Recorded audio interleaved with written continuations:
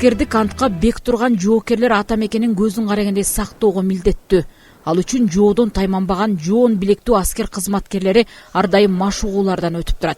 Сентябрдын 7-синде Балыкчы шаарында башталган эл аралык деңгээлдеги машыгуулар Борбор Азия аймагындагы куралдуу чыр-чатактарды чечүү жана алдын алуу максатын көздөп жатат.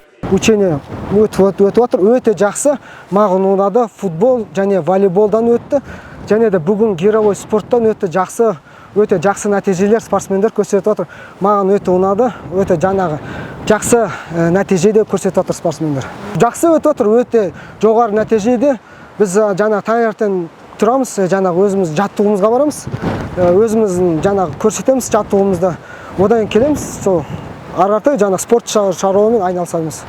Жамааттык коопсуздук келишими уюмунун атайын машыгуулары ыкчам жооп кайтаруу жамааттык күчтөрүнүн командалык штабтык чалгындоо күчтөрүн жана материалдык техникалык камсыздоо күчтөрүн чыңдоо аракеттерин көрүүдө.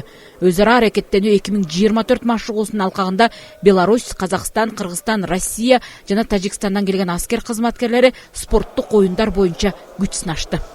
Машыгууга жалпысынан 1500дөн ашуун аскер кызматкерлери, ошондой эле 200дөн ашуун аскердик техникалар тартылган. Булар сооттолгон оор техникалар, ошол эле танк, БТР, БМП сыяктуу ошондой эле артиллериялык куралдар, жана ошондой эле асман чабуулунан коргонуу күчтөрүнүн тиг учактары, самолеттор, жөнөкөй учактар колдонулат. Мындай машыгуу бөлүкчөлөрдүн ыкташуу деңгээлин гана жогорулатпастан күжүрмөн шериктештикти бекемдеп, дүйнөлүк коомчулукка пайда коркунучтарга карата жамааттык коопсуздук келишим уюмга кирген мамлекеттердин жетекчилигинин бирдиктүү көз караштары бар экендигин айгинелейт. Белгилей кетсек, 1992 жылы негизделген жамааттык коопсуздук келишим уюмунун курамында 6 өлкө — Кыргызстан, Армения, Беларусь, Казакстан, Орусия жана Тажикстан бар.